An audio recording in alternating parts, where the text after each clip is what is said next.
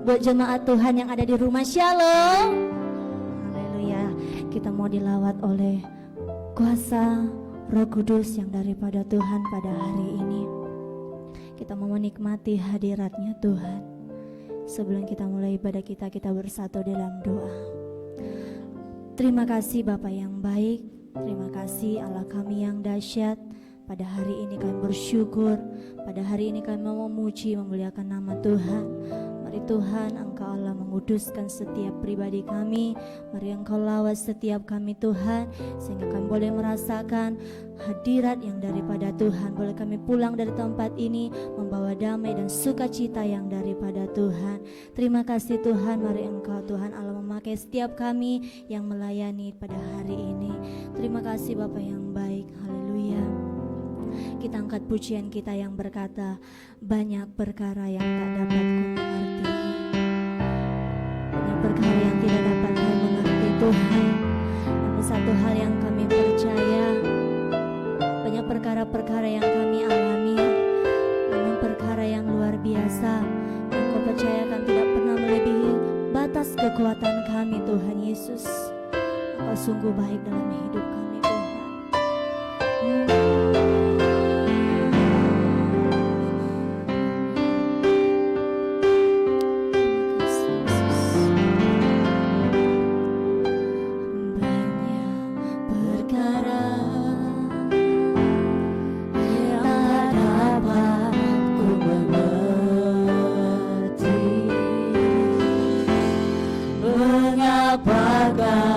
Harus terjadi di dalam kehidupan ini. Katakan satu perkara yang ku simpan dalam hati, tiada satu pun yang ku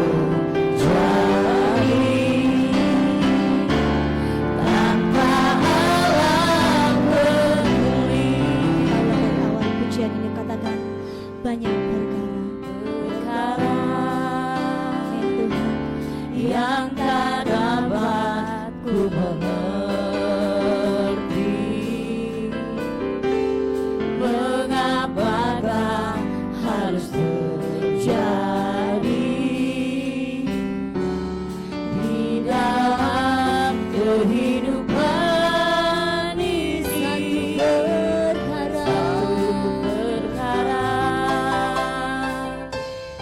Yang ku simpan dalam hati,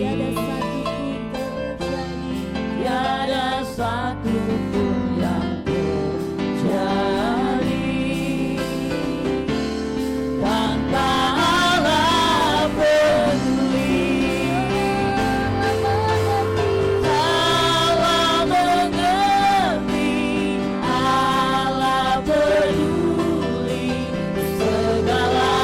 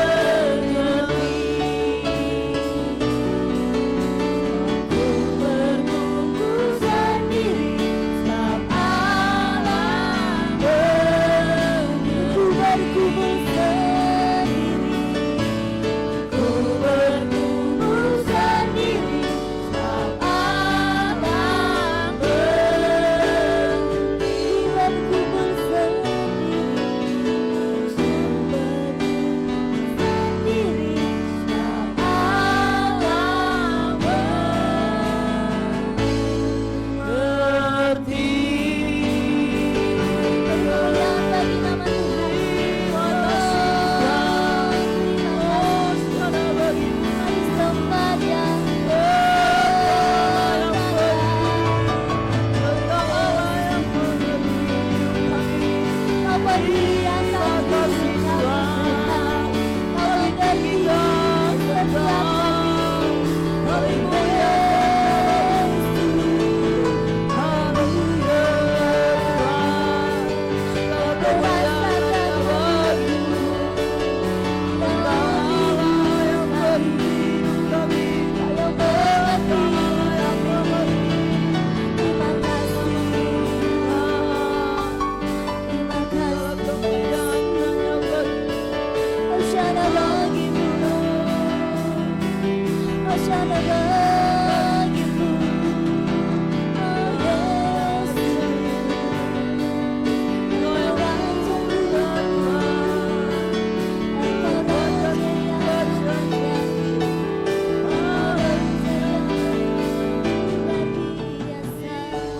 Mari jemaat Tuhan, angkat pujian penyembahanmu bagi Tuhan.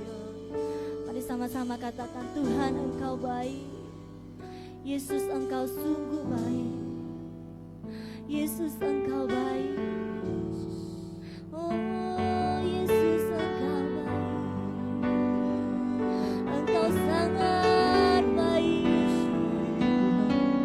Engkau teramat baik. Syukur bagi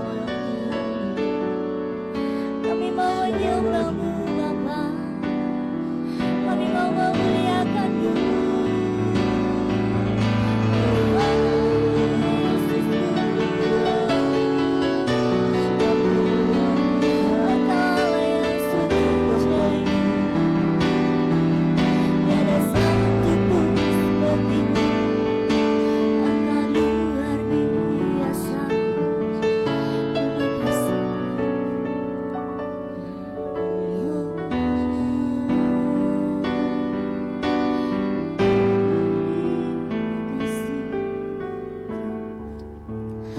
Dalam hidupku, pengorbananmu yang selamatkanku, Engkau lakukan yang tak ternilai, yang ku miliki dan ku hargai. Yesus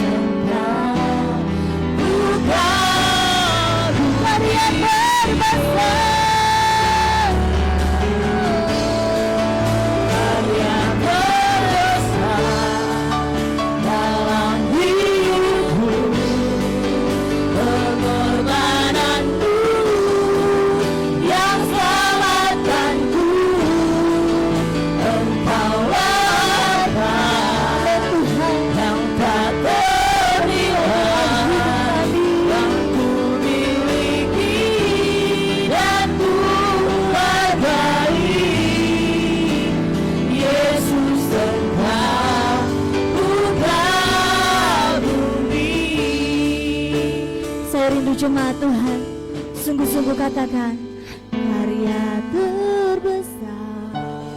Amin Tuhan, karyamu terbesar dalam hidup kami, pengorbananmu yang selamatkan hidup kami Tuhan Yesus. Engkaulah harta yang paling terindah Tuhan. Amin.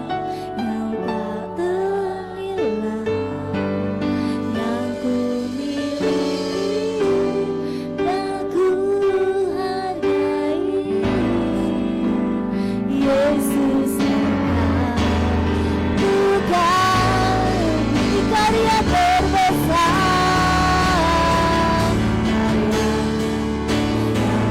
Hidupku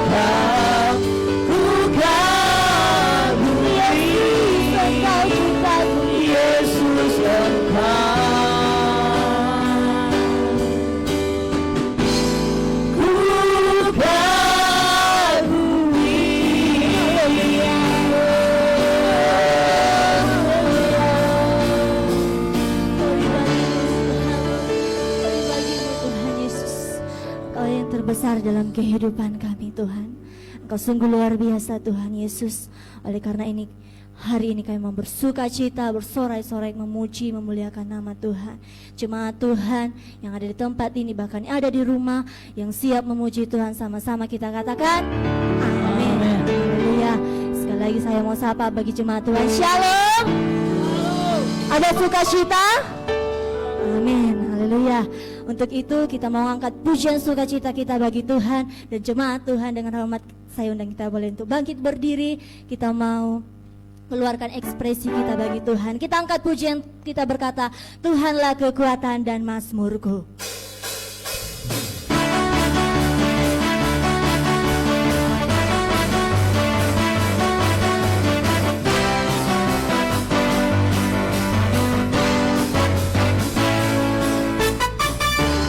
Tuhanlah kekuatan dan mazmurku.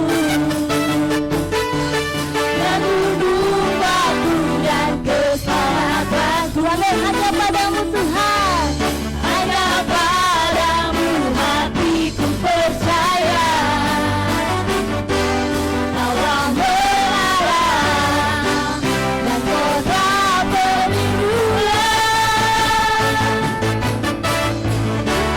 Kuasamu bersyukur, cintamu padaku takkan pernah berubah.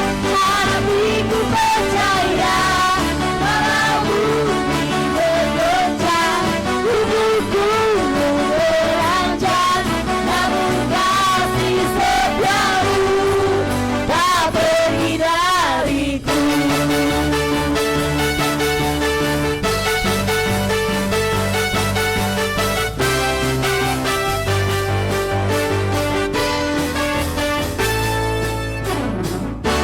Tuhanlah kekuatan dan mazmurku,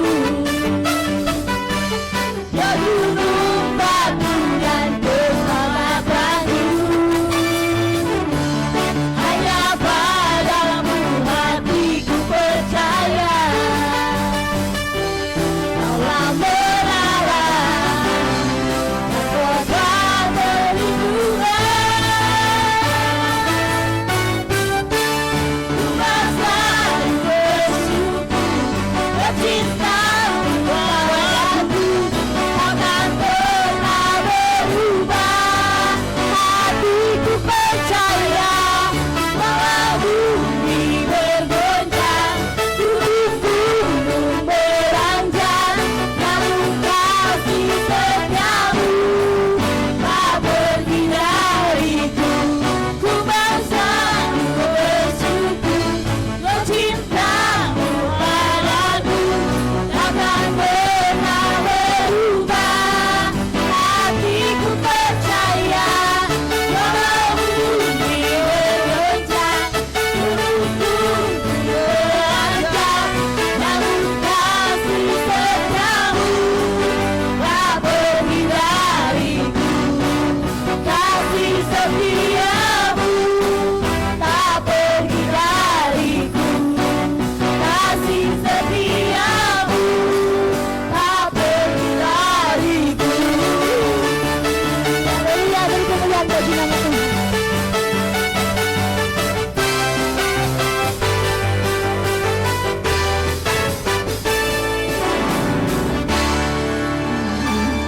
Sungguh pujian yang luar biasa. Tuhanlah kekuatan dan mazmur kita. Amin. Amin. Masih mau memuji nama Tuhan? Amin. Lalu kita angkat pujian kita yang berkata, Allah sumber kuatku.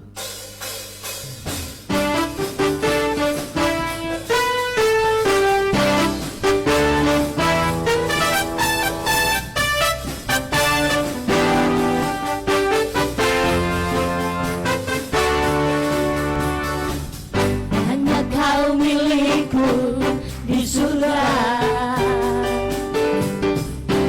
tiada yang ku ingini di bumi, hanya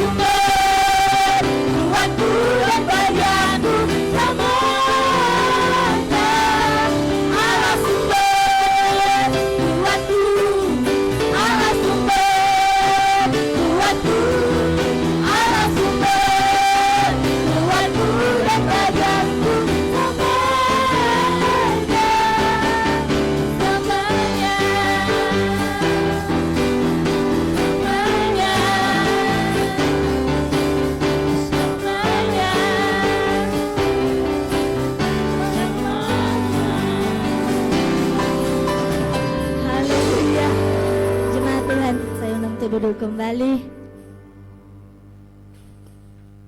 Bagi jemaat Tuhan yang ingin menyaksikan cinta kasih Tuhan, kami persilakan untuk maju ke depan.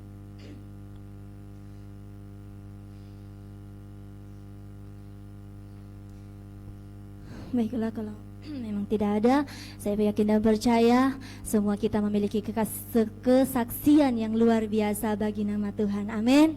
Amin. Baiklah, sebentar kita akan dilawat oleh kebenaran firman Tuhan. Mari kita siapkan setiap piring-piring rohani kita. Mari kita siapkan hati kita untuk ditaburi oleh kebenaran firman Tuhan. Kita angkat pujian yang berkata, kasih setiamu yang kurasakan. Jemaat Tuhan, mari sungguh-sungguh katakan pujian ini. Katakan lebih sungguh di dalam hati kita bahwa kasih setiamu Tuhan tak pernah berkesudahan dalam hidup kami.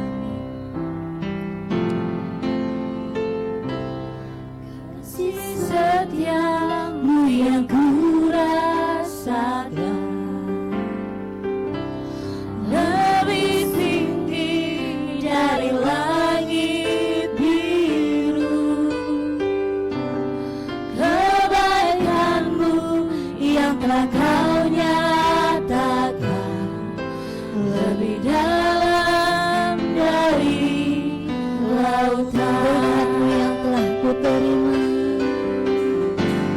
berkat-Mu yang telah ku terima,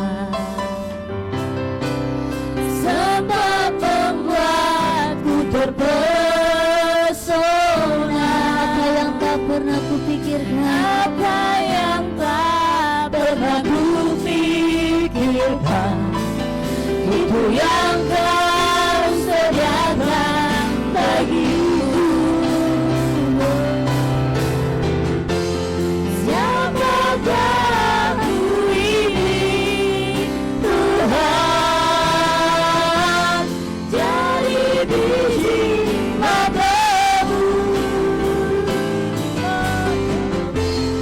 Dengan apa akan ku balas Tuhan selain puji dan sembah. Kita angkat pujian ini lebih sungguh lagi, katakan kasih setiamu yang kurasakan. Kasih setiamu yang kurasakan lebih tinggi dari langit biru. Kebaikanmu yang telah kau nyatakan lebih dalam dari lautan. Berkat-Mu yang telah ku terima, sempat membuatku terpesona. Apa yang tak pernah ku pikirkan, itu yang kau sediakan bagiku. Siapakah aku ini, Tuhan, jadi biji matamu, binatangmu. Dengan apa kan ku balas Tuhan selain puji dan sembahkan. Untuk firman Tuhan saya serahkan kepada firman hambanya yang berkat firman Tuhan. Aku ini, Tuhan, jadi biji matamu. Dengan apa kan ku balas Tuhan selain puji dan sembahkan,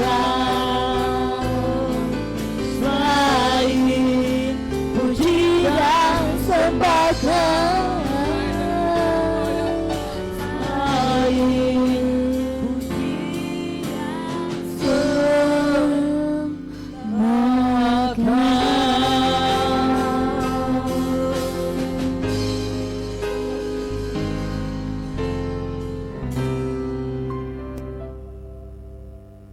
tidak ada yang lebih berharga dari yang bisa kami lakukan di hadapan Tuhan, hanya karena ucapan syukur kami dan pujian dan penyembahan kami Bapa. Sebab apa yang kami punya dalam hidup kami itu adalah berasal daripada Tuhan. Dan bentar lagi juga Tuhan, kami akan pelengkapi oleh kebenaran firman-Mu Bapa. Tuhan, kiranya tuntun hamba-Mu Bapa yang akan menyampaikan kebenaran firman, sehingga apa yang menjadi kehendak Tuhan itu bisa disampaikan kepada setiap jemaat. Roh Kudus juga senantiasa akan menaungi setiap jemaat Bapa, sehingga apa yang Hamba akan sampaikan Bapa itu bisa tertanam dan bisa bertumbuh di dalam setiap hati setiap jemaat Bapa, sehingga mereka dalam setiap karakter mereka bisa diubahkan untuk menjadi semakin berharga, semakin berkenan di hadapan Tuhan. Terima kasih Bapa, terima Yesus. Inilah kami setiap jemaat-Mu, kami siap untuk mendengarkan kebenaran firman-Mu. Dalam nama Yesus Kristus, Juru Selamat kami yang hidup, kami berdoa dan mengucap syukur, haleluya. Yang siap mendengar kebenaran firman Tuhan, bersama saya kita katakan, amin. Halo, haleluya.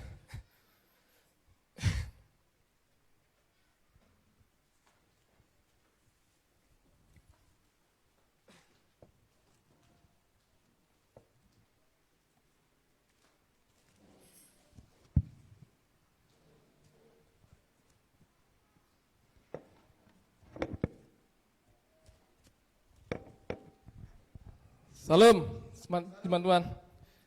Buat jemaat juga yang ada sedang menyaksikan streaming di rumah, saya sambut dengan hangat. Salam.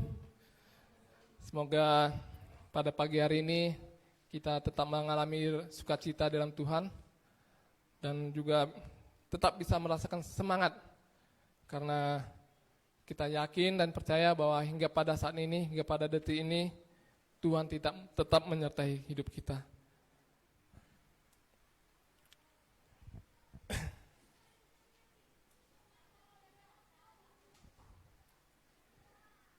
Kita mungkin sering mendengar kayak, Pak, bukan hanya pernah sekali dua kali, tapi mungkin sering. Mungkin ada orang yang pernah mengatakan bahwa dunia ini adalah tempat kesusahan. Betul nggak ya? Setuju nggak gitu ya kalau dunia ini tempat kesusahan? Berarti kalau gitu Tuhan itu memang kejam berarti ya. Dia menciptakan kita, dia menaruh kita ke tempat yang memang tempat penderitaan, kan kejam.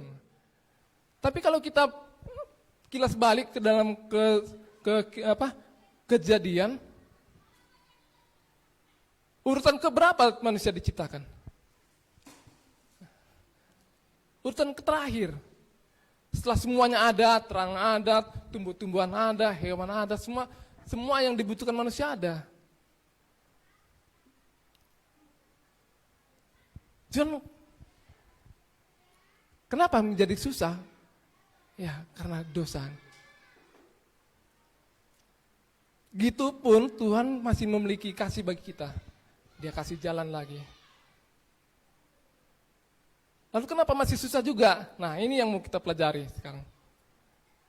Apa yang ingin Tuhan kendaki dalam kehidupan kita, dalam setiap orang yang percaya pada Tuhan? Apa sebenarnya yang lebih terutama dari segalanya? Sehingga dalam menjalani kehidupan ini kita tidak susah. Mari kita buka di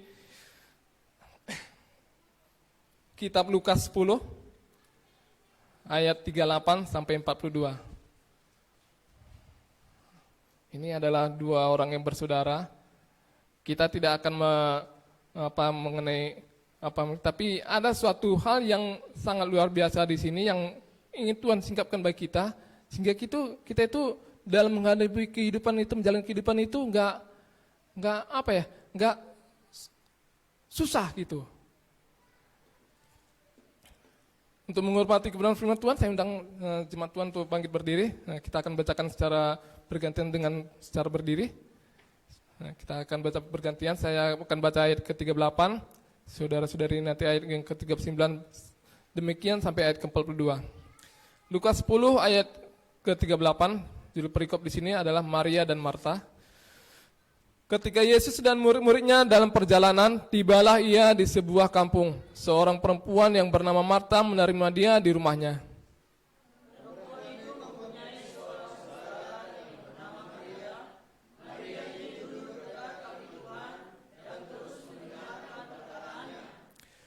Sedang Marta sibuk sekali melayani. Ia mendekati Yesus dan berkata, "Tuhan, tidakkah engkau peduli bahwa saudaraku membiarkan aku melayani seorang diri? Suruhlah dia membantu aku."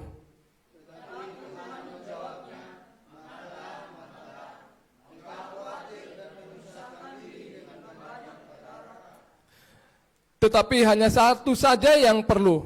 Maria telah memilih bagian yang terbaik yang tidak akan diambil daripadanya. Amin. Saya silakan duduk kembali. Nah, ini ada dua saudara yang memiliki dua sifat yang berbeda. Memang di mana-mana kalau udah ada namanya saudara itu, meskipun kembar, seringkali sifatnya itu berbeda. Ini ada kita akan belajar dari Maria. Di sini dikatakan kalau di ayat yang 42, tetapi hanya satu saja yang perlu. Maria telah memilih bagian yang terbaik yang tidak akan diambil daripadanya. Apa itu? Yesus datang, yang pertama kali yang dia lakukan, itu yang terutama dia lakukan adalah duduk dan mendengarkan. Duduk dan mendengarkan.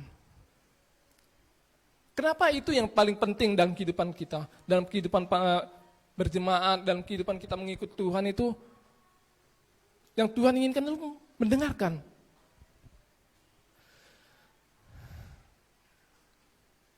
Dan untuk selebihnya itu udahlah urusan belakang lah. Yang sekarang itu duduk dulu lah, dengarkanlah.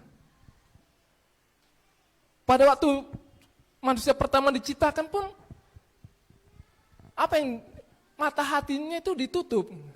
Jadi Tuhan hanya menganugerahkan itu pendengaran. Kenapa pendengarannya?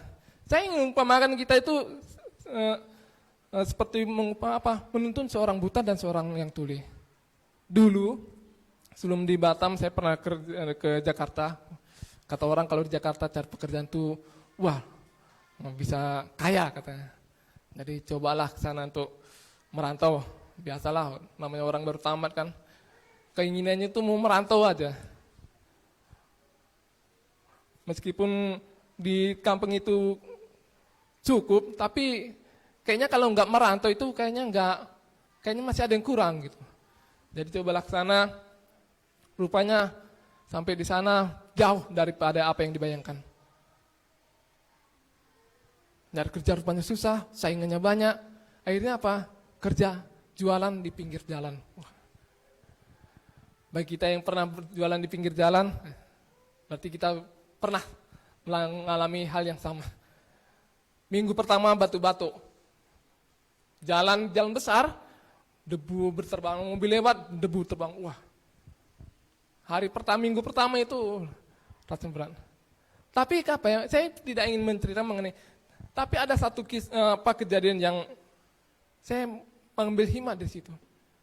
Setiap sore, jalan itu sekitar jam 4 atau jam 5, itu nggak pernah lewat. Paling lama jam 5 itu ada orang yang buta. Dia kerjanya itu sebagai pijit tunanetra. Jadi setiap sore itu dia pulang, padahal yang dilewat itu jalan rame, banyak kerumunan. Lalu dan dia setiap jadi kami tahu, nanti sekitar jam 5, ntar lagi dia udah datang. Jadi kadang ada teman sebelah yang jualan juga, kadang dia kalau pas dia udah datang, kami datang, ayo biar kami seberangkan. Jalanan rame. Kadang klakson mobil bersuara, waktu kami melintas bersuara, tapi dia tetap tenang. Pas mau menyeberang jalan, ada pembatas jalan kan yang tinggi. Dia tetap aja tenang, dia nggak peduli. Yang penting kemana aku dituntun ya situlah. Waktu dia bilang, awas dulu mobil, berhenti, dia lewat. Pas mau melewati pembatas jalan, bentar, naikkan, ini ada pembatas jalan, naikkan dikit lagi. Akhirnya sampai. gampang kalau yang orang yang mau mendengarkan, meskipun dia buta, nggak bisa ngapa-ngapain, gampang untuk menuntunnya. Meskipun kalaupun nanti kita mau tuntun itu melewati jurang lembah, mau itu sebanyak situ namanya hewan beracun, kalau jengking ular. Kalau kita bilang, ayo melangkah ke sini, ke kanan dikit, dia akan melangkah ke kanan. Dia nggak akan melawan, dia nggak akan tahu itu di jalan yang mau ditempuhnya itu mau jurang terjal, mau itu banyak bahaya beracun, dia nggak tahu. Langkahkan satu kaki, langkah. Coba kalau kita menuntun orang yang tuli, tapi bisa melihat. Jangan coba-coba. Ayo kita melangkah, situ bikin banyak paku. Melangkahkan, gila lo ya, lo tuntun aku banyak paku membahayakan aku lah. Nah itu yang terjadi sewaktu manusia pertama jatuh dalam dosa. Awalnya dia mendengar, tapi setelah mata hati terbuka, kebijakannya itu tidak dipakaikan untuk menimbang apakah pertimbangannya itu membuat dia semakin membuat banyak pertanyaan. Kalau yang tadinya waktu Tuhan menciptakan Adam nggak banyak pertimbangan, dia ciptakan hewan Adam, ini banyak ciptakan ini, kasih nama dulu semua. Dikasih nama. Pilih salah satu untuk membamu, pendampingmu. Nggak ada yang cocok. Ciptakan ini, bikin namamu. Namanya, bikin lagi. Ngikut. Tapi ketika jatuh dalam dosa, mata hati terbuka, nah itu yang menjadi bahaya. Dia tahu yang benar dan jahat, yang benar dan yang tidak benar. Tetapi kalau dilihat kejadian selanjutnya dikatakan kecenderungan manusia itu adalah berbuat dosa. Kecenderungan mereka itu berbuat jahat. Meskipun mereka lebih tahu banyak yang tahu yang benar dan jahat, tapi kecenderungannya. Nah, inilah. Jadi kenapa hidup kita susah?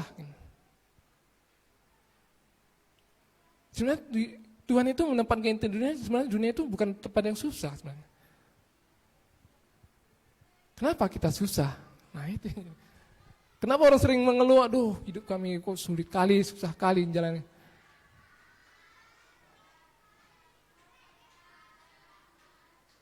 Kita lihat satu contoh, yaitu mengenai waktu kebangkitan Tuhan Yesus. Yang masih tidak mau memakai pendengarannya. Padahal kalau di firman Tuhan dikatakan dengan 2 atau 3 orang saksi, maka perkara itu dapat dibenarkan. Tetapi luar biasanya, meskipun kalau kita lihat yang sebelum-sebelumnya, waktu orang-orang datang mengurumuni dia dan mereka minta melihat bukti, Tuhan tidak mau. Tetapi ini luar biasa, Tuhan tidak mau mengabaikannya. Di kitab waktu Thomas bangkitan Tuhan Yesus, waktu Thomas Tuhan Yesus telah menampakkan diri kepada 3 orang wanita yang pada pagi-pagi itu datang ke kuburannya untuk istilahnya itu ya, berziarah. Dia telah melihat bahwa Tuhan Yesus telah bangkit. Dia kabarkan kepada murid-muridnya. Murid-murid ada yang enggak percaya Petrus, datang lagi ke situ. Udah berapa? 4. Lalu pada suatu saat, waktu mereka berkumpul, hanya Thomas yang tidak di situ, berarti udah berapa ya? Kita anggaplah Yudas berarti enggak ada. Karena dia udah berkhianat, berarti tinggal 11, kurang Thomas berarti 10. 10 murid, 3 orang wanita yang lain. Itu paling minimal. Udah 13. Itu pun Thomas masih nggak percaya. Apa dia bilang? Kalau aku belum melihat dia dan melihat bekas luka dalam tangannya dan kakinya dan bekas luka dalam lambungnya, aku nggak percaya. Tapi Tuhan tidak mengabaikannya. Karena apa? Ini kalau satu ini tetap dibiarkan, bahaya. Dia yang selama ini mengikut Tuhan, berhari-hari tidur sama dan mengikuti mengajarkan firman, mengabarkan Injil, dia jalan bersama. Tetapi satu aja menjadi dunia. Kalau nggak percaya, maka Tuhan tunjukkan. Tuhan, Thomas, lihat aku. Cucukkan tanganmu dalam bekas luka tanganku. Cucukkan dalam lambungku. Jangan lagi kamu berang. Lalu kata kalimat yang terakhir yang paling berbahagialah mereka yang percaya meskipun tidak melihat. Jadi yang diutamakan Tuhan itu bukan penglihatan kita. Jadi dari satu kisah Thomas ini, saya bisa ambil kesimpulan bahwa setiap orang percaya, meskipun dia orang Kristen, tapi kalau dia lebih mengutamakan melihat, saya masih meragukan, dia belum kepercayaannya itu seberapa.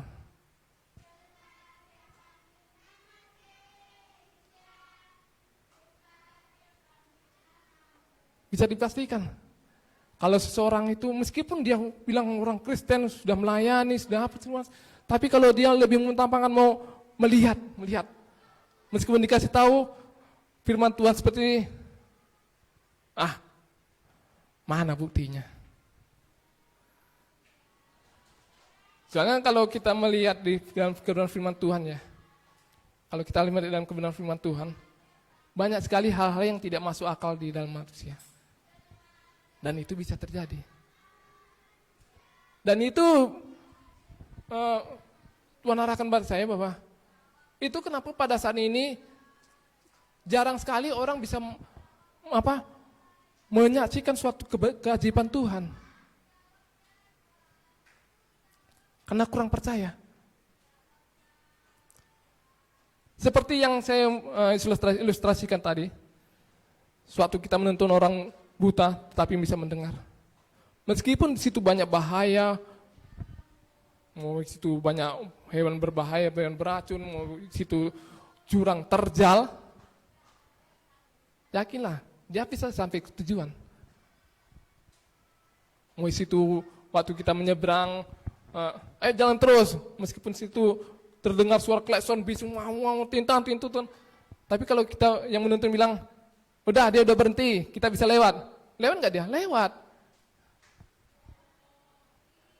Tapi kalau orang tadi yang bisa melihat tapi tuli, dia lihat situ mobil banyak berkerumun, sini udah pada sibuk, coba suruh lewat, nyebrang. Meskipun kita tuntun, ayo kita nyebrang, pasti dia akan. Itu mobil besar mau lewat, lu mau membunuh kita ya? Ada nggak orang Kristen yang sekarang seperti itu? Ada, banyak. Itu makanya kehidupan kita susah.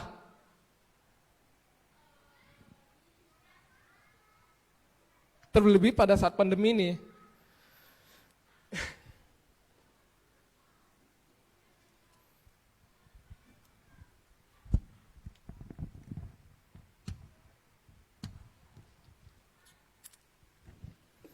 Maaf ya, agak sedikit gangguan. Apalagi kalau kehidupan kita susah.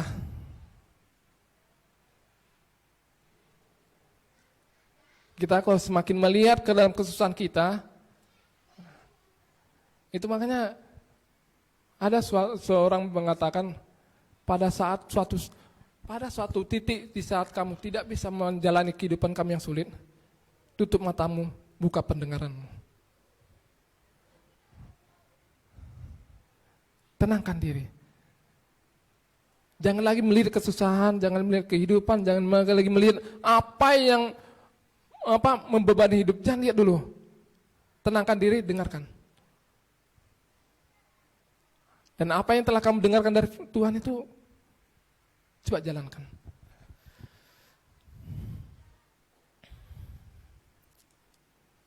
So, kalau dalam kehidupan ini kalau kita tetap mengutamakan visi kita, manusia itu nggak ada yang cukup. Dalam level manusia itu tak ada yang namanya kesenangan. Cukup senang, nggak ada. Masih aja kurang. Nanti kalau saya udah punya usaha 2, 3, udahlah hidup senang. Senang nggak? Enggak juga. Masih kurang lagi. Udah dikasih 4, senang? Enggak juga. Pikirannya masih. Itu makanya Tuhan katakan, carilah dahulu kerajaan Allah. Nah, ini yang sulit kan. Carilah dahulu kerajaan Allah, maka semuanya itu akan ditambahkan kepadamu. Yang berenang aja bro. Makan hari-hari aja makannya pas-pasan. Hari ini dapat, makan habis. Cari. Nah, pada saat seperti itulah kita perlu menutup mata kita. Bukan berarti kita harus berdiam diri ya. So, firman Tuhan juga katakan, orang telah mendengarkan firmanku tapi tidak melakukannya itu seperti orang yang melihat cermin dan melupakannya, begitu saja.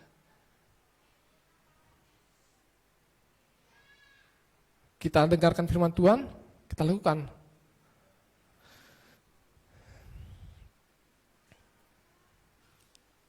Pastilah hidup kita semua. Tuhan itu enggak menempatkan kita itu ke dalam hidup yang susah. Firman Tuhan itu sebagai acuan bagi kita sebenarnya. Setiap kejadian-kejadian di perjanjian lama itu menjadi pedoman. Betul nggak? Kita ambil lagi contoh waktu bangsa Israel dibawa oleh Tuhan keluar dari tanah Mesir.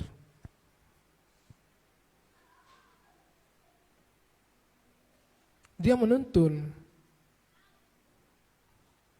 Kalau mereka lebih ekstrim lagi, Tuhan udah nyatakan, Tuhan bikin apa? Ini buktinya. Kalau kita lebih mengandalkan penglihatan kita, maka yakinlah kita iman percaya kita tak akan bisa bertumbuh. Bangsa Israel waktu dibawa keluar dari tanah Mesir, kurang apa coba? Siapa yang pada saat ini yang ada di gereja ini atau mungkin di rumah atau dimanapun yang pernah bisa melihat suatu tongkat dipukulkan ke laut bisa terbelah? Bangsa Israel pernah. Bukti nyata kuasa Tuhan bekerja bagi mereka. Nampak.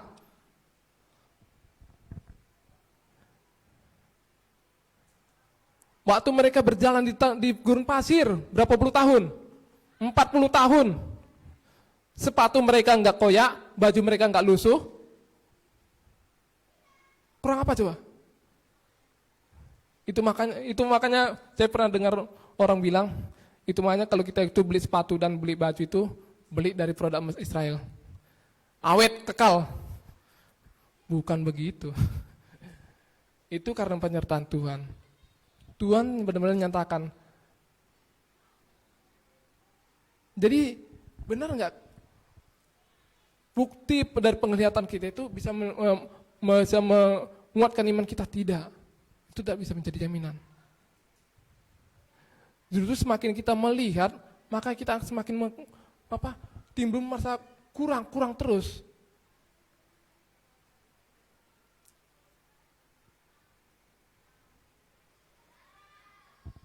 Buktinya mereka tidak. Semakin hari maka malah semakin berontak. Akhirnya Allah katakan apa? Mereka itu orang bebal. Orang bebal.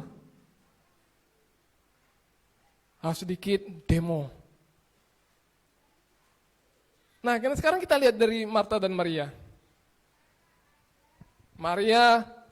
Marta memang mungkin kita lihat karakternya itu yang sibuk. Yang kalau datang kesukaannya itu langsung sibuk untuk melayani.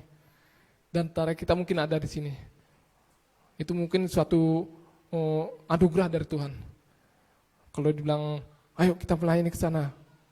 Ke sana orang susah, kita bikin aksi sosial untuk melayani. Wah, lancar, cepat ya. Dan tapi Maria, mungkin seolah-olah kita melihatnya kayak seorang orang yang malas ya. Datang Tuhan Yesus langsung duduk. dengar apa yang dibilangnya nih.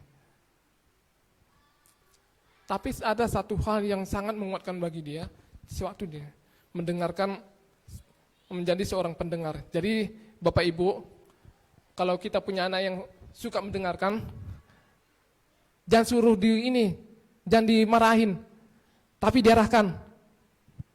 Bagus itu kalau anak-anak itu suka mendengarkan. Nanti dikit-dikit anak-anak kalau suka mengkuping, langsung kita masuk. Tapi arahkanlah apa yang mau enak didengar, yang wajar untuk didengarnya.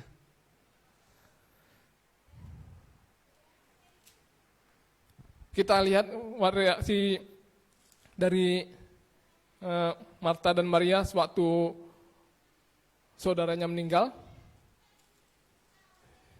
Saudaranya Lazarus meninggal. Jadi mereka memiliki reaksi yang sangat berbeda.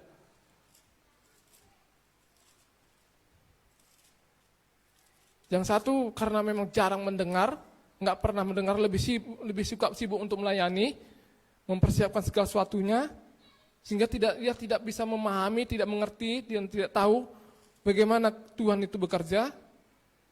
Akhirnya apa? Nah ini dia. Saya akan bacakan bagi kita yang saya akan ambil dari kitab Yohanes 11. Ini ketika Lazarus meninggal dan Tuhan Yesus membangkitkan.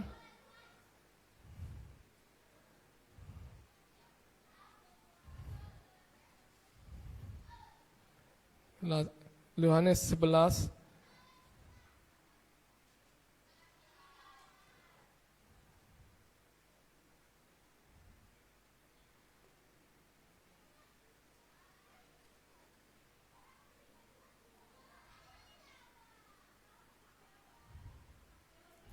ayat yang ke-20.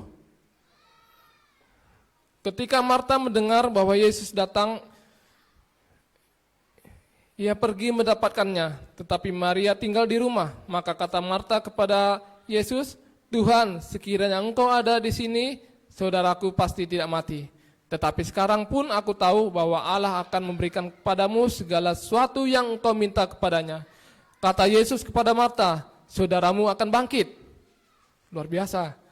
Kata Marta kepadanya, "Aku tahu bahwa ia akan bangkit pada waktu orang-orang bangkit pada akhir zaman." Jawab Yesus yang ayat ke-25, "Akulah kebangkitan dan hidup. Barang siapa percaya kepadaku, ia akan hidup walaupun ia sudah mati." Jawabannya apa? Percaya aku Tuhan, memang dia akan bangkit, tapi nanti. Berarti apa? Percaya nggak dia kalau Tuhan bisa membangkitkannya? Masih meragukannya. Karena apa?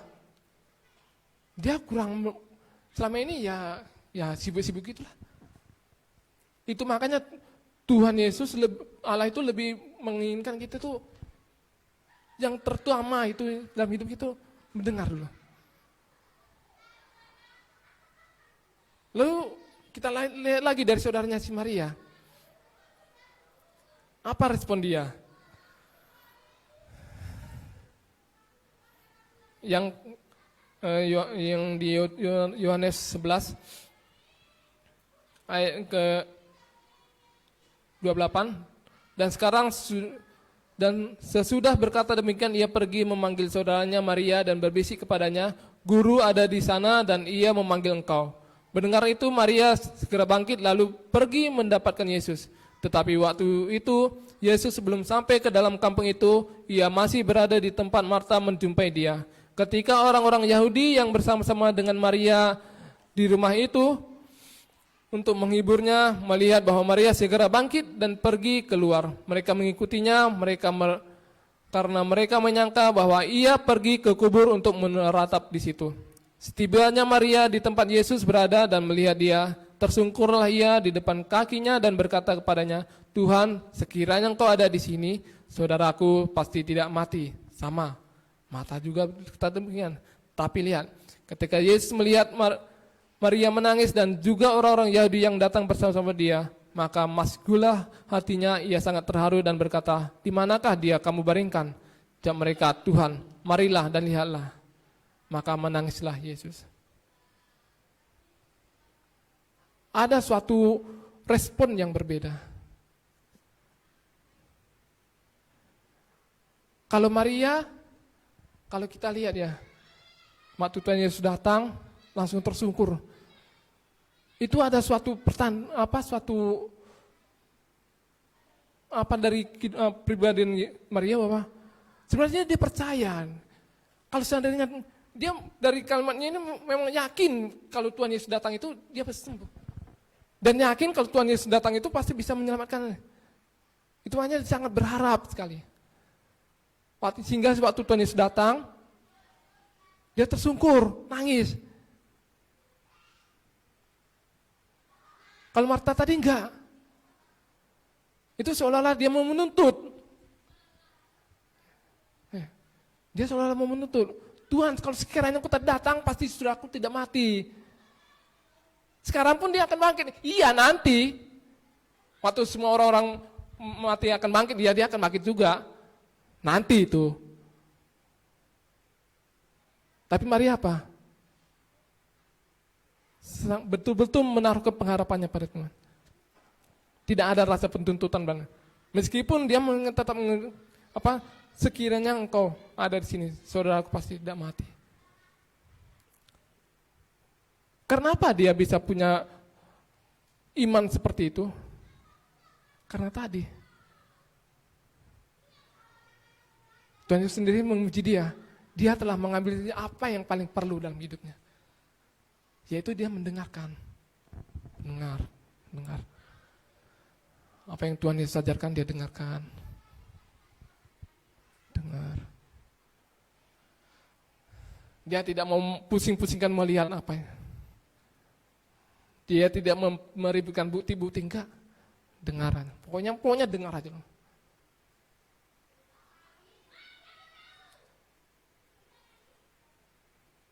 Dan dia resapi, dia tanamkan dalam hatinya.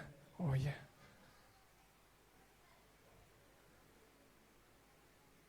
Lalu kalau manusia ciptaan pertama gimana? Dia ada mendengar firman Tuhan? Nggak ada. Malah dia lebih erat.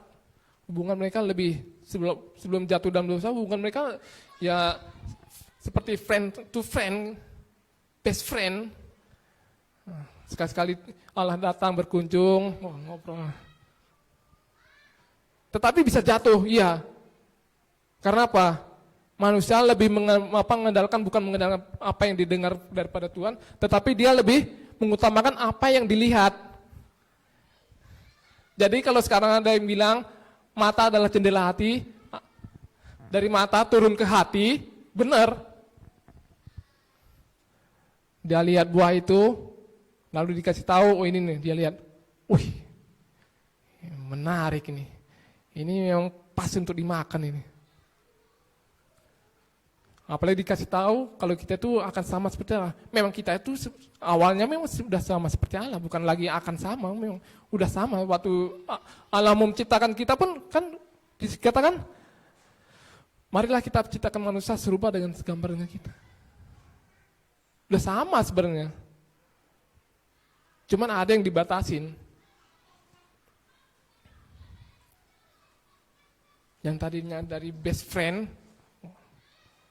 teman karib, akhirnya apa? Terputus, ada pembatas. Karena apa? Dia lebih mengutamakan apa yang dilihat. Itu makanya manusia, orang-orang sekarang bukan hanya orang yang belum percaya, orang yang udah percaya, orang yang udah katanya orang Kristen pun, pasti masih ada juga yang menghalalkan segala cara dalam kehidupannya.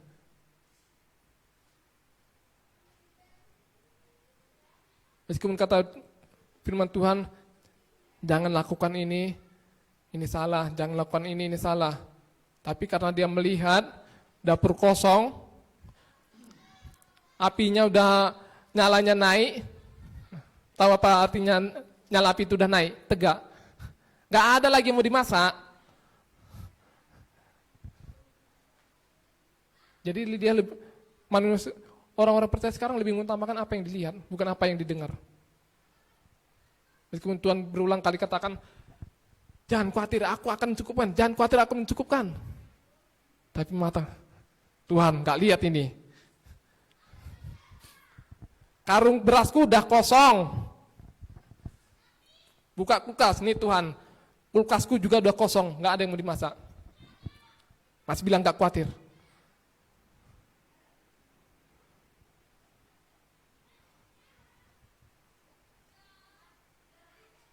Tapi susah nggak untuk karena kita sudah terlanjur untuk menjalani kehidupan dengan apa yang kita lihat. Awalnya memang susah. Tapi kalau kita mengikuti apa yang seperti yang Tuhan hidup di bumi ini nggak ada, bukan tempat kesusahan sebenarnya, tempat kesenangan. Orang gimana nggak senang? Kita cuma mengikuti nanya ke sana. Lihat Abraham. Semua kita pasti pernah mendengar kisahnya Abraham. Abraham, pergi dari rumah keluargamu ke tanah yang aku tunjukkan bagimu. Udah dikasih tahu nggak kemana? Nggak. Pergi. Waktu bertengkar lagi sama siapa? Sama Lot, ponakannya. Dia nggak mau melihat apa, ponakannya yang disuruh lihat. Nah sekarang pilihlah, kamu mau di mana? Kalau kamu ke sana, aku ke sini. Kalau kamu ke sini, aku ke sana. Dia nggak mau peduli apa yang menarik. Waktu Lot melihat, wah, lembah Yordan subur. Nah, ini kayaknya cocok ini tempat tinggal nih. Mantap nih. Jadi Abraham tinggal di mana? Ya udah tempat yang lain lagi.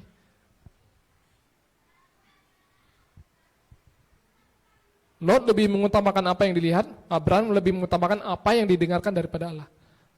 Akhirnya apa? Lot terperangkap. Sodom Gomora mau dihancurkan. Akhirnya apa? Diungsikan lagi.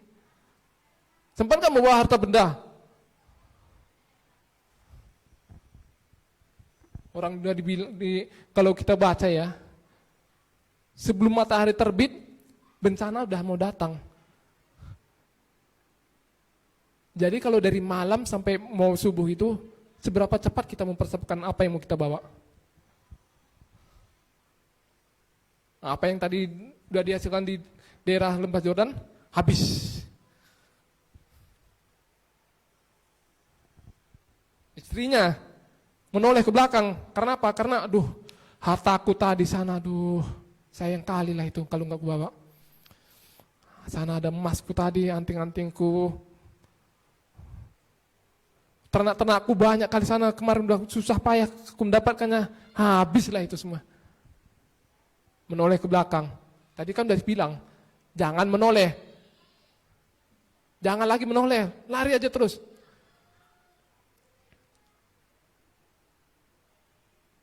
Tetapi hati istrinya masih terikat pada harta yang di belakang. Padahal udah dengar, jangan menoleh. Kalau kamu menoleh nanti kamu akan kena bahaya. Lari aja terus ke depan. Apa? Karena lebih mengutamakan apa yang dilihat daripada apa yang didengar. Selamat enggak? Enggak. Jadi tiang garam. Abraham selamat. Kita nggak tahu lahan yang dia tempati waktu itu entah seperti apa. Tetapi dia sudah selamat. Abraham, korbankan anakmu Ishak yang satu-satunya. Gila ya. Waktu mendapatkannya berapa ratus tahun nunggunya? Udah tua. Kalau zaman-zaman sekarang kata mereka itu udah tuwir katanya. Udah ratusan tahun baru dapat anak. Susah nunggunya, lama. Dapat langsung disuruh korbankan katanya. Apa yang dilakukannya? Susah nyari orang kayak Abraham nih sekarang. Itu makanya dikatakan itu dia itu adalah bapak orang percaya. Benar juga memang.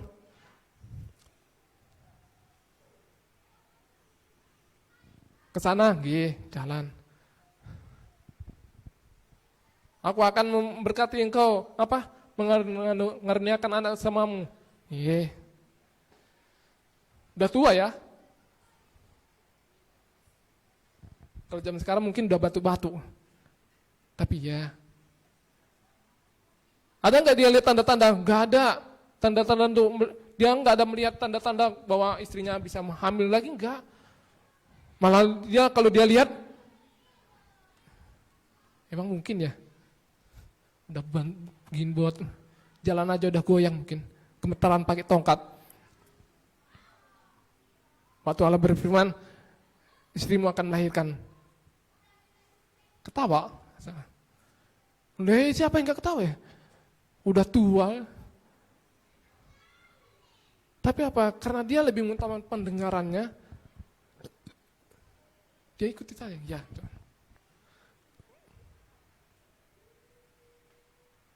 Terjadi nggak? Terjadi. Persembahkan. Ya Tuhan. Karena dia tidak mau melihat apa yang tapi karena apa yang telah dia dengar, itu telah menguatkan iman dia, apa yang telah kuterima itu daripada Allah. Maka Tuhan bisa juga akan menggantikannya. Jalan juga. Akhirnya apa?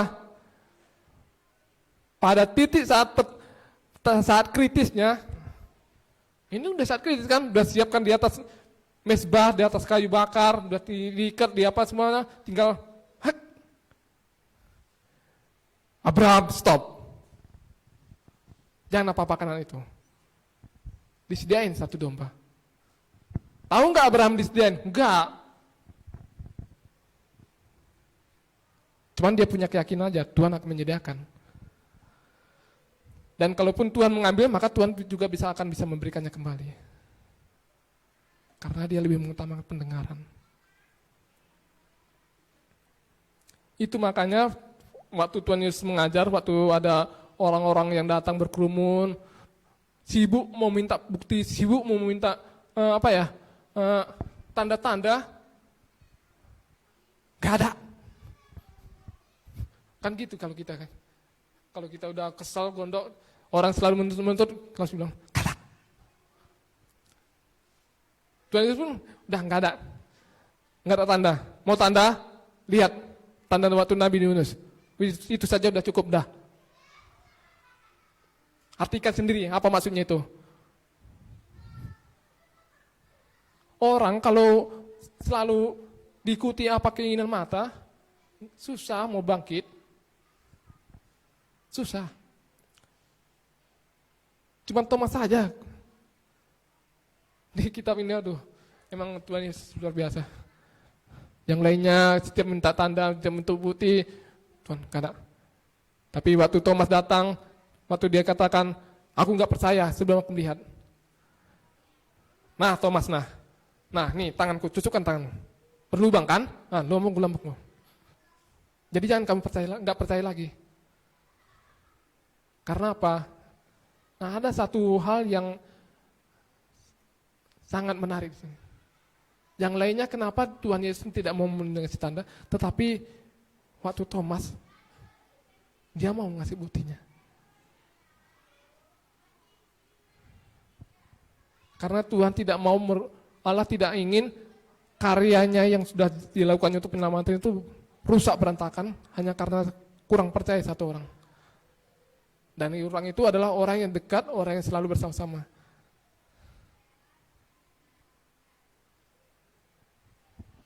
Seperti misalnya Roy, dalam satu kelompok, satu grup, dan satu mes, tidur bareng bersama, kemana jalan ke sana, ke sini, ke sama, mau nginjil sama. 4 orang mereka. Tapi kalau sempat 1 orang aja yang selama ini ikut bersama dia tidak menyangkal kebenaran itu,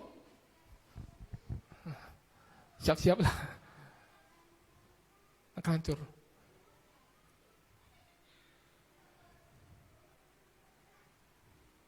Lagi-lagi pendengaran yang Tuhan mau. Pendengaran. Jadi pas ini Tuhan ingin sebenarnya nggak banyak-banyak kok. Dengar aja dulu. Tapi aku baca Alkitab, kan pakai mata. Iya. Siapa suruh? Siapa bilang baca Alkitab pakai telinga? Kecuali kalau sekarang ada memang Bible audio. Tapi kalau lebih bagus sih baca Alkitab. Tapi kan baca Alkitab kan kita seperti mendengarkan Tuhan berbicara pada kita. Nanti waktu Tuhan Yesus datang baru. Kalau sekarang kita masih baca.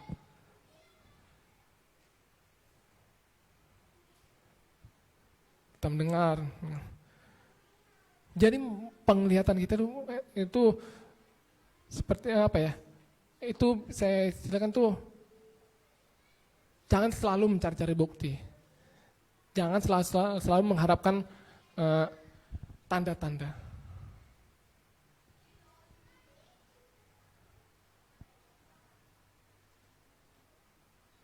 Di firman Tuhan sudah berulang kali banyak hal yang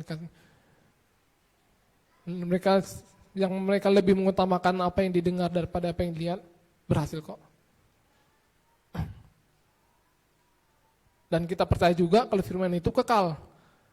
Dahulu, sekarang, bahkan sampai nanti tetap sama. Jadi firman Tuhan yang terjadi pada waktu zaman dulu itu bisa juga terjadi pada saat ini. Kalau kita mengikuti apa yang seperti yang Tuhan inginkan.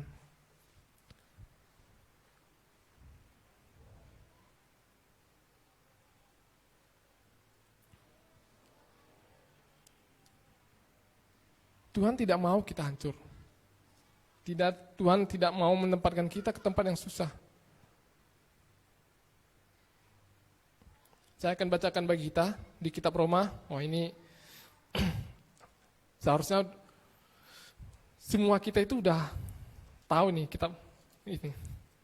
Kitab Roma ayat Roma 10 ayat yang ke-17. Ini bagi orang yang percaya ini adalah ayat pegangan nih seharusnya. Jadi iman timbul dari pendengaran dan pendengaran oleh firman Kristus. Bukan dari pendengaran dari gosip ya.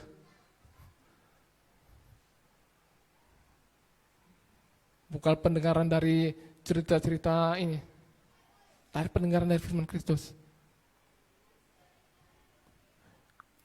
Kita mendengar kesaksian, boleh. Itu untuk semakin menguatkan. Tapi yang terutama itu adalah pendengaran akan firman Kristus. Dan setelah saya baca, saya cari di firman Tuhan. Tidak ada yang pernah dikatakan timbul dari penglihatan. Tapi selama yang saya baca di Alkitab, justru orang yang semakin mengandalkan penglihatannya, mata hatinya, imannya semakin hancur.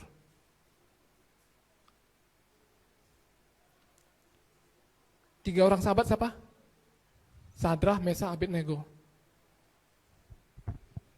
Kalau dia lebih mengandalkan apa yang dilihat di depan, karya Tuhan terjadi nggak? Enggak. Dimasuk ke dalam apa? Api. Apinya berapa kali lipat katanya nyalanya itu, panasnya. Sampai-sampai orang yang memasukkan dia, bahkan dia belum sampai pun mati terbakar saking panasnya. Saking panasnya. Kalau dia lebih mengutamakan apa yang dilihat, wah, saya rasa udah Raja Nebukadnezar, oke, nggak apa, kami akan sembah patung, tapi jangan masukkan. Panas, api, besar. Tapi karena dia lebih tahu, karena dia telah mendengar, imannya dua kuat, jadi penglihatannya itu bisa dikalahkannya. Apa yang dilihat oleh matanya itu, bukan apa-apa nih. Daripada Tuhan yang sembah, ini belum apa-apanya. Daniel waktu dimasukkan, siapa yang menyatakan menegaskan imannya? Meskipun Allah tidak menyelamatkan aku tetap akan menyembah Dia.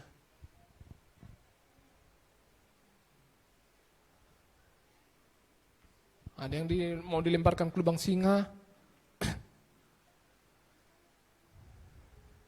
Sama nggak seperti kita pada saat yang sama? Mungkin, tapi pada saat ini kita nggak diperhadapkan dengan api, tidak diperhadapkan dengan singa. Tapi kita pada saat ini diperhadapkan dengan masalah. Apa yang mau kita lebih utamakan? Apa yang kita lihat atau apa firman Tuhan yang apa yang telah kita dengar? Mau lihat hasilnya? Saya ingin ibu kita untuk lebih mendengar apa yang Tuhan katakan. Kalau jangan takut. Kalau melangkah ya, cobalah melangkah.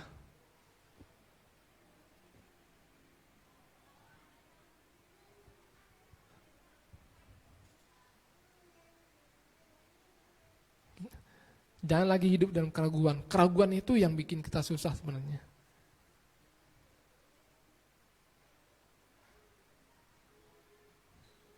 Tuhan telah berfirman, Dia yang akan melangkah di depan kita. Untuk apa? Supaya setiap penghalang, setiap apa rintangan di depan kita itu Dia singkirkan. Dia kan seperti gembala katanya. Seperti gembala sama domba-domba. Kalau gembala sapi, saya masih meragukan. Kalau gembala sapi apa? Gembalanya di belakang, sapinya di depan. Karena apa? Kalau sapi di belakang, sapinya nggak akan ngikut. Jadi kalau gembala sapi, saya pernah lihat di kampung itu pernah bisa melihat orang yang pelihara sapi dan digembalakan. Waktu dia mau ngangon sapinya itu, jadi gembalanya itu di belakang. Ada yang mau ke samping, dikejar supaya nggak keladang orang. Tapi kalau gembala domba, kan Tuhan Yesus ibaratkan Dia adalah gembala domba dan kita adalah domba-dombanya. Jadi gembala itu berjalan di depan. Jadi kalau pun ada penghalang di depan, siapa yang lebih utama? Kalau seandainya ada macan, harimau, singa pun di depan, siapa yang pertama?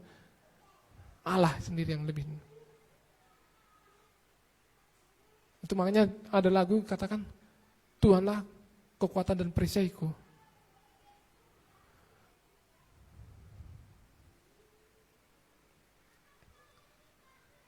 Nah kalau kita mendengar, yuk jalan, jangan takut. Yuk melangkah ke sana. Jangan khawatir. Dia yang di depan, bukan kita di depan suruhnya. Kalau kita kan, kalau pemimpin-pemimpin di dunia ini kan enggak. Betul. Komandan perang, maju serang. Dia di sini. Maju. Siapa yang maju? Ya prajuritnya. Dia di mana? Di markas entah di mana. Cuman dia lihat memori layar monitor kan. Oh sini musuh, sini musuh, sini. Oh sini pasukan kita nih. Dia bilang serang, dia tetap duduk. Dia cuma duduk, tengok ini. Nah, sekarang maju. Maju enggak ada? Enggak. Dia duduk santai. Jangan cuma mengatur posisi, mengatur strategi. Tapi Tuhan kita adalah Allah yang hebat. Amin. Kalau dia bilang maju, dia duluan yang lebih maju.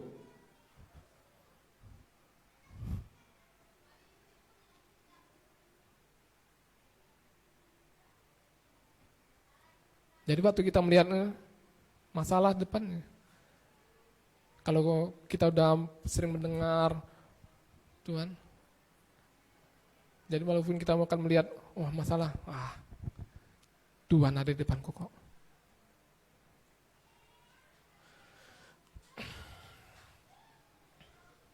Kalau kita melihat api kita nyalanya masih tegak, tenang aja, Tuhan bersamaku, Tuhan di depanku. Enggak tanggung-tanggung. Kalau Nabi Yeremia masih dalam kandungan, udah diperlengkapi. Kalau di kitab Mazmur dikatakan, sewaktu kita tidur pun, sewaktu kita masih tidur, Tuhan sudah sediakan nih apa yang kita perlukan. Tinggal nanti bangun, kita jalan.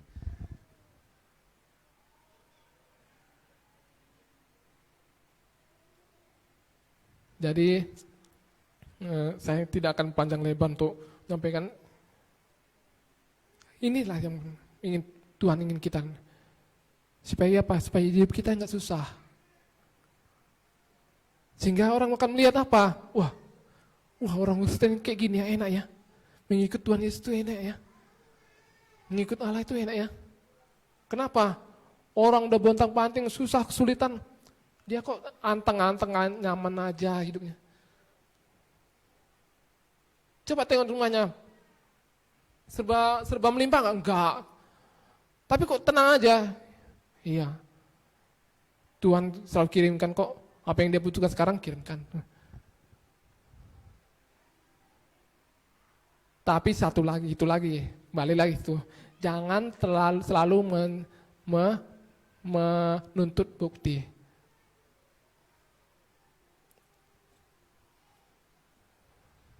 Jangan selalu menuntut bukti. Jadi pada saat ini tema kita itu adalah semakin perkuatlah pendengaran kita akan firman Tuhan. Jangan terlalu menuntut bukti penglihatan. Sebab kenapa? Kalau orang semakin terlalu mengandalkan mata penglihatannya, itu adalah sudah dipastikan itu adalah orang yang memiliki suatu keraguan yang besar dalam hidupnya. Imannya tidak kuat. Jadi supaya kuat apa? Ya seperti kitab Roma dikatakan. Kita dengar firman Tuhan. Supaya kita bisa merenungi, menyerapi firman Tuhan apa? Ya balik lagi ke situ. Jangan terlalu menuntut bukti. Baca, resapi, baca, resapi. Kalau kita baca, kok kayak gini, kok kayak gitu, kok kayak gini, kok kayak gitu, kenapa begini, kenapa begitu?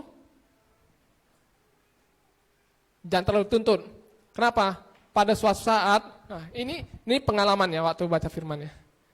Pada saat ini saya nggak bisa baca, saya baca 1 pasal, 2 pasal, nggak tahu apa artinya, apa maksudnya, resapi saja, resapi. Masih nggak ngerti juga, nggak apa-apa, nggak usah terlalu dipertanyakan kenapa ini. Resapi saja, resapi sambil dijalanin.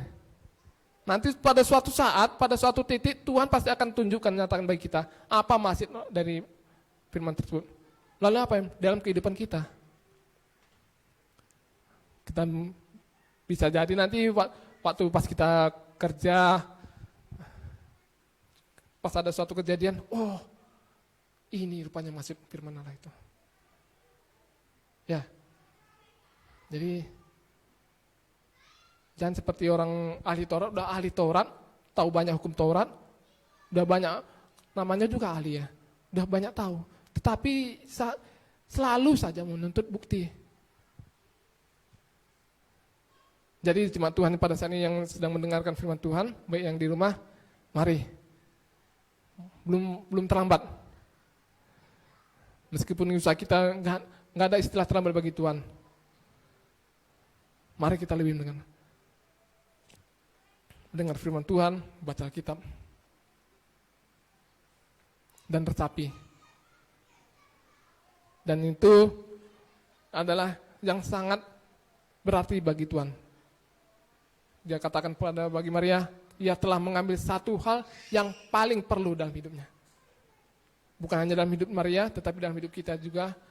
Satu hal yang paling perlu dalam hidup kita itu adalah mendengar firman Tuhan. Pertajam pendengaran dan kurangi menuntut bukti. Itu saja firman. Kita tutup dengan doa. Kita satu dalam doa. Tuhan, terima kasih Bapa atas kebenaran firman-Mu pada pagi hari ini yang telah kembali mengingatkan Bapa. Tuhan, kami perlu Engkau Bapa dalam kehidupan kami, untuk senantiasa menuntun hidup kami, menunjukkan jalan bagi kami Bapa. Semakin perkuatkanlah Tuhan panca indera pendengaran kami Bapa akan firman-Firman-Mu. Sehingga Tuhan kami sebab dalam firman-Mu telah mengatakan Bapa, hanya melalui pendengaran kami lah Bapa, iman kami bisa semakin kuat. Tapi Engkau juga Tuhan telah menunjukkan berapa banyak dalam firman Alkitab ini Bapa, bahwa setiap orang yang senantiasa menuntut bukti dalam penglihatannya, mereka iman mereka semakin hancur Bapa. Roh Kudus senantiasa akan menyertai kami. Hamba-Mu telah selesai berbicara, tetapi hamba mohon kiranya Roh Kudus yang senantiasa akan menuntun kami Bapa, senantiasa akan meneguhkan firman-Mu ini Bapa, sehingga firman ini bisa bertumbuh dalam kehidupan kami, mengubah karakter hidup kami, yang senantiasa akan semakin berkenan di hadapan Tuhan. Di dalam nama Yesus Kristus kami berdoa dan mengucap syukur. Haleluya. Amin.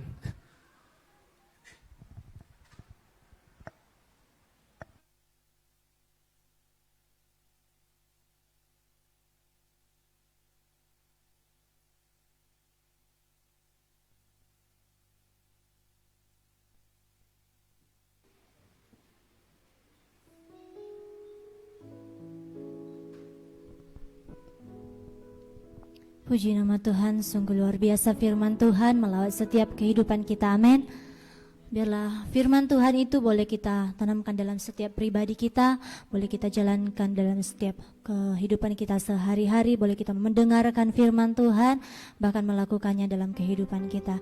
Dan sebentar saya akan bacakan pengumuman kita pada untuk sepanjang minggu ini, untuk pelayanan ibadah raya di tanggal 7 Februari, untuk worship leader Saudari Rizky, singer Saudari Mega dan Ibu Santi, pemusik, tim musik, dan firman dibawakan oleh Pak Penggembala, proyektor oleh Andre, dan ada mesbah doa keluarga yang diadakan di rumah masing-masing jemaat setiap harinya, dan juga ada mesbah doa penyembahan keluarga setiap hari Selasa jam 7 malam yang diajarkan di gereja. Dan juga ada ibadah family coach, ibadah hari Jumat diadakan di gereja jam 7 malam. Itu saja pengumuman untuk kita, dan sebentar kita akan mengumpulkan persembahan kita. Sebelum kita mengumpulkan persembahan, kita bersatu dalam doa. Kembali kami mengucap syukur Bapa yang baik dalam kehidupan kami. Engkau sungguh baik dalam hidup kami Tuhan. Terima kasih Engkau sudah melawat kebenaran firman, Engkau sudah memberikan kami firman yang luar biasa melalui hamba-Mu. Mari Engkau lawat hamba-Mu Tuhan, Engkau pakai lebih luar biasa untuk menyampaikan kebenaran firman-Mu bagi setiap anak-anak-Mu di tempat ini, jemaat Tuhan di tempat ini. Terima kasih Bapa yang baik, bahkan sebentar kami mau akan memberikan yang terbaik bagi-Mu. Mari Engkau memberkati setiap korban tangan kami, Tuhan Allah yang memberkati setiap pekerjaan usaha yang kami. Bapa yang baik, kami serahkan semuanya ke dalam tangan-Mu dalam nama Tuhan Yesus. Haleluya. Amin. Kita angkat pujian kita yang berkata, telah kulihat bukti kasih-Mu.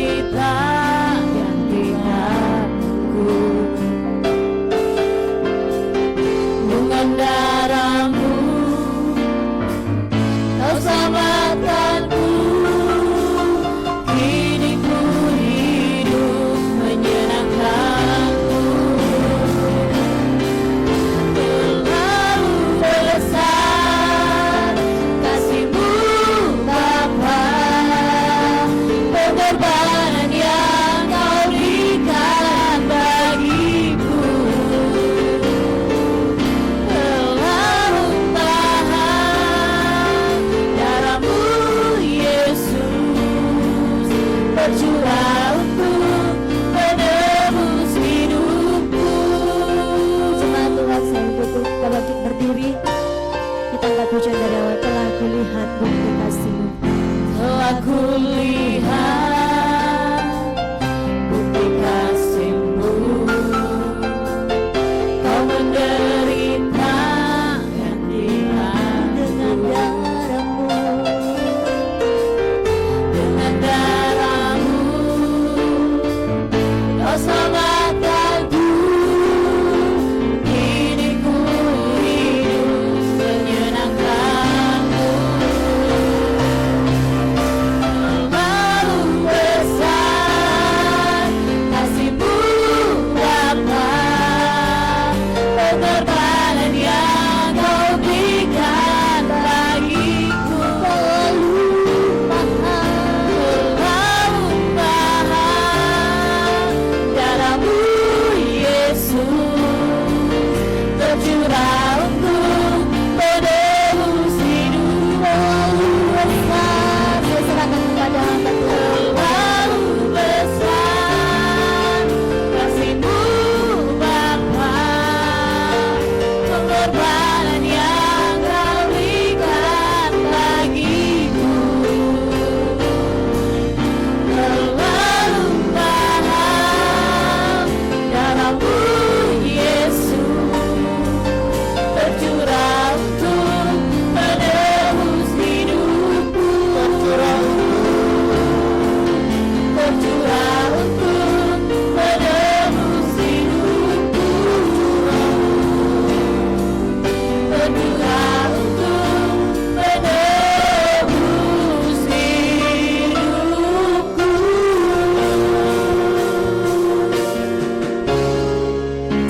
Oh haleluya Yesus. Terima kasih untuk kemurahan-Mu ya Bapa.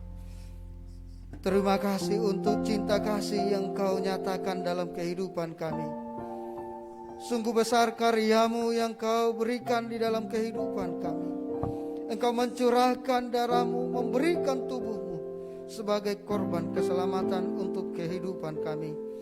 Sehingga kami Tuhan menjadi umat tebusan Allah yang dimenangkan, yang dibebaskan di dalam segala kehidupan kami untuk hidup berkenan di hadapan-Mu ya Bapa.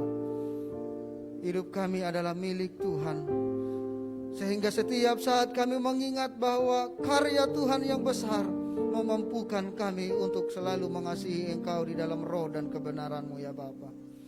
Terima kasih Tuhan untuk pagi ini. Terima kasih untuk anugerah yang Kau berikan, kesempatan bagi kami untuk boleh menikmati lawatan Tuhan, menikmati hadirat Tuhan pada pagi hari ini. Dalam ibadah ini Tuhan, kami boleh menikmati kasih-Mu. Sungguh luar biasa Engkau melawat setiap jemaat-Mu ya Bapa. Terima kasih juga Tuhan, Engkau sudah menyatakan isi hati-Mu lewat hamba-Mu di tengah-tengah jemaat-Mu pada saat ini.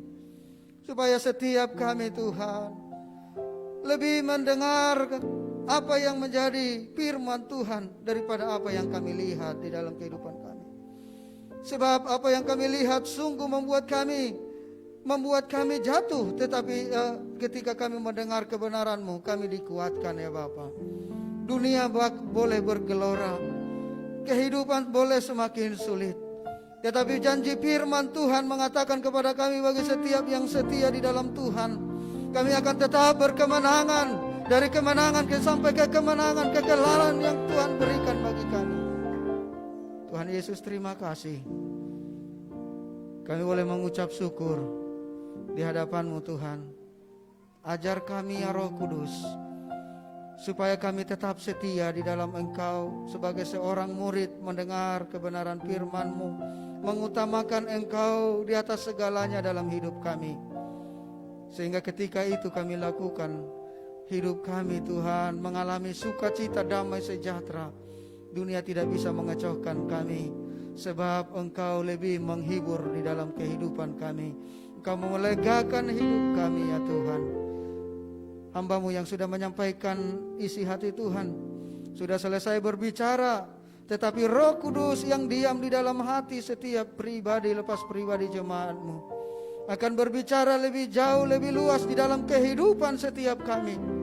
Sehingga firman Tuhan itu kali boleh diterjemahkan lagi, sesuai dengan pengertian pemahaman yang dapat diterima oleh setiap jemaat-Mu. Dan lewat firman itu kami boleh bertumbuh dalam segala hal ke arah Engkau Yesus Tuhan kami. Tuhan Yesus, terima kasih. Berkati setiap jemaat-Mu ya Bapa. Pakai perlengkapi sehingga lewat setiap kami yang setia mendengar firman-Mu, kami boleh dikuatkan, diteguhkan untuk menjalani kehidupan sehari-hari di akhir-akhir zaman ini ya Bapa. Berkati hamba-Mu, berkati keluarganya, berkati setiap apa yang menjadi pergumulannya, berkati anak istrinya ya Bapa. Terlebih khusus kami berdoa untuk kesehatan hamba-Mu. Oleh kasih anugerah Tuhan kami percaya dan kami telah terima pemulihan kesembuhan terjadi saat ini bagi hamba-Mu Bapak Damai Sembiring Tuhan Yesus. Segala kelemahan tubuh, segala apa yang dideritanya saat ini, oleh bilur-bilur darah anak domba Allah, dia disembuhkan saat ini di dalam nama Tuhan Yesus Kristus. Bapak terima kasih untuk kesembuhan pemulihan yang Kau nyatakan bagi hamba-Mu ini. Terima kasih untuk kesembuhan pemulihan bagi setiap jemaat-Mu. Ketika mereka Tuhan mengalami kelemahan tubuh, Tuhan menjamah, Tuhan memulihkan, Tuhan menyembuhkan ya Bapa. Terima kasih Tuhan. Kami tetap juga berdoa untuk saudara kami yang kami kasihi, Hosea. Pemulihan kesembuhan terjadi saat ini. Dia akan semakin kuat, semakin sukacita menerima mujizat demi mujizat Tuhan yang dinyatakan dalam kehidupannya. Engkau persiapkan dia menjadi hamba-Mu yang luar biasa untuk melayani Engkau ya Tuhan. Terima kasih Tuhan.